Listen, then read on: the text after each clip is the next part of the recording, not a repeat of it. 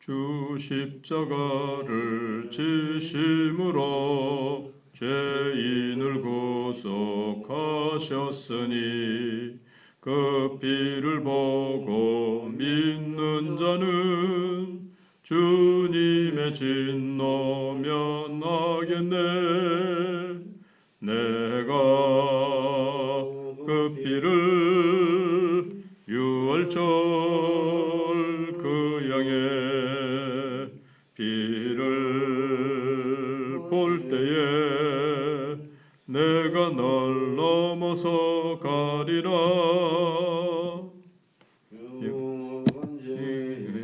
죄수라도 예수는 능히 구원하네. 온몸을 피에 담글 때에 주님의 진노 면하겠네. 내가 그 피를 유월절 그 양의 피를 볼 때에 내가 널 넘어서 가리라.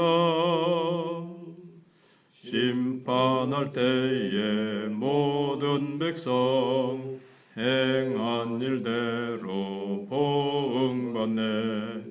주님의 피로 죄 씻으면 주님의 진노 면하겠네.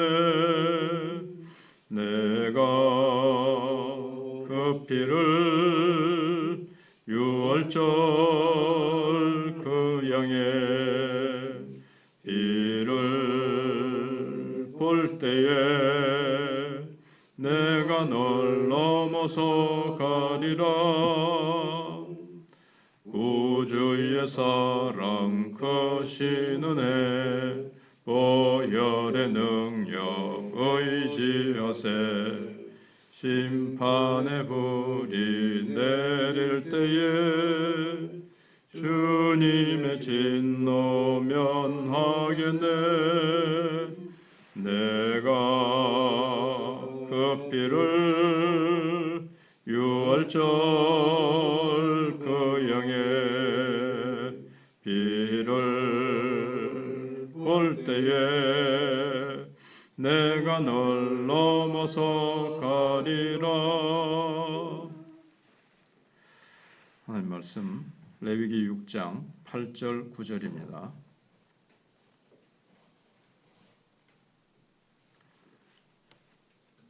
여호와께서 모세에게 말씀하여 이르시되 아론과 그의 자손에게 명령하여 이르라. 번제의 규례는 이러하니라. 번제물은 아침까지 제단 위에 있는 석쇠 위에 두고 제단의 불이 그 위에서 꺼지지 않게 할 것이요. 아멘. 우리가 사는 이 세상은 너무나도 참 살기 좋은 면도 있지만 가끔 무시무시한 재앙이 일어나면서 많은 사람들이 죽을 때가 있습니다. 성경은 이 세상의 모든 재앙이 하나님으로부터 온다고 말씀하고 있습니다. 그런데 하나님은 이스라엘 백성들에게는 하나님의 진노를 축복으로 바꿀 수 있는 방법을 가르쳐 주셨습니다. 그것은 바로 이스라엘 백성들이 하나님께 드리는 이 제사였습니다. 번제, 그다음에 화목제, 소제, 그리고 속죄제, 속건제. 근데 놀랍게도 이스라엘 백성들의 성막에서 올라오는 이 작은 불, 번제에 타는 작은 불이 이제 하나님께로 성막이 완성되고 하나님께로부터 하늘로부터 불이 떨어졌죠. 그래서 번제에 불이 탁 붙었죠. 그 불은 인간이 피운 장작불이 아니라 하늘로부터 이제 불입니다. 근데 이 불이 그 무시무시한 그 불로 이제 제사를 드릴 때 하나님의 진노를 막을 수가 있었습니다. 이것이 바로 이스라엘 백성들이 이제 번제단에서 드리는 이 제사의 불이 재앙을 막고 축복으로 바꾸는 그런 불이었습니다. 그래서 하나님께서는 이스라엘 백성들에게 번제단에서 올라오는 그 불의 냄새를 맡으시고 하나님의 진노를 축복으로 이제 바꾸셨습니다.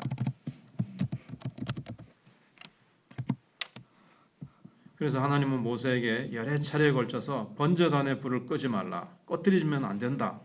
6장 9절에서도 그랬고 12절에서도 그렇고 6장 13절에서도 계속해서 단위의 불은 항상 피어 꺼지지 않게 하라.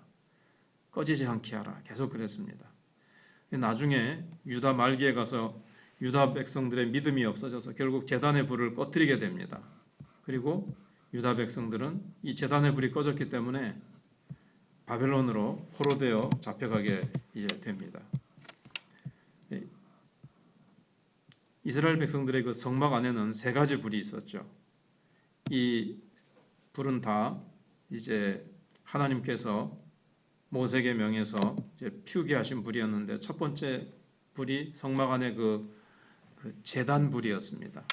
고기를 태우고 제물을 태우는 이 번제단의 불.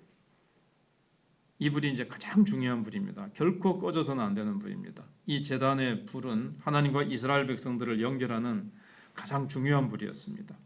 두 번째는 성소 안에 이 분향하는 향단의 불, 이제 기도를 상징하죠.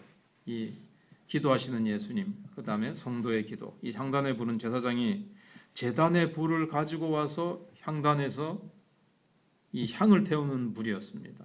또 다른 불을 갖다가 붙이면 안 되고 번제단에 있는 불을 갖다 붙여야 되고 이 향단의 불은 이스라엘 백성들이 하나님께 나와서 합심 기도하는 불이었습니다. 이스라엘 백성들이 하나님 앞에 모여서 합심해서 기도할 때 하나님은 이스라엘 백성들의 이 회개의 기도를 받으셔서 재앙을 물러가게 하기도 하시고 또 위기 때 하나님 앞에 부르짖을 때 위기에서 건져 주시기도 하셨습니다. 세 번째 불은 성소 안에 있는 이 금등대의 불이었습니다. 이 금등대는 우리가 잘 아는 대로 7개의 가지가 있는 등대였는데 하나의 주발에서 감람류의 기름을 딱 부으면 이게 가지 안이 다 연결이 되어 있기 때문에 하나에다가 부으면 이제 다 7개가 다 기름이 차서 이제 불을 붙일 수가 있는 거죠. 그런데 이스라엘 백성들은 아마 처음에 이 불은 성소 안이 어둡기 때문에 성소 안을 밝히는 불일 정도로 생각했을지 모르지만 이것은 나중에 성령의 새로운 시대가 올 것을 예고하는 등대였던 겁니다. 이같이 성막의 여러 불들 중에서 인정사정 없고 가장 무서운 불은 성막 제단의 불이었습니다. 그래서 이 성막 제단의 불은 살아있는 짐승을 죽여서 이제 각을 뜨고 나무 위에 그 짐승의 시체를 버려놓고 밤새 태우는 그런 불입니다. 이 불은 가장 강하게 고기 타는 냄새를 냈고 그 불도 가장 뜨거운 불이죠. 이스라엘 백성들의 사명은 바로 이 제단 불을 꺼뜨리지 않는 것이었습니다.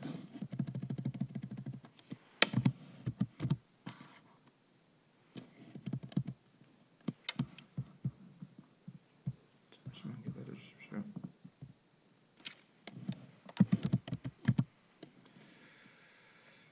그래서 8절 9절에 아까 시작하면서 읽었던 말씀이 바로 그것입니다. 다시 보시면 여호와께서 모세에게 말씀하여 이르시되 아론과 그의 자손에게 명령하여 이르라. 번제의 규례는 이러하니라. 번제물은 아침까지 제단 위에 있는 석쇠 위에 두고 제단의 불이 그 위에서 꺼지지 않게 할 것이요.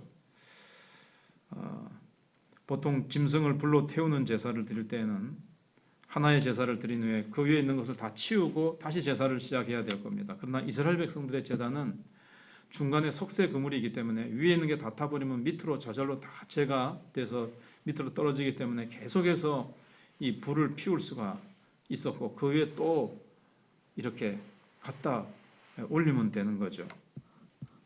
그래서 하나님께서는 모세에게 명하시기를 아론과 그 자손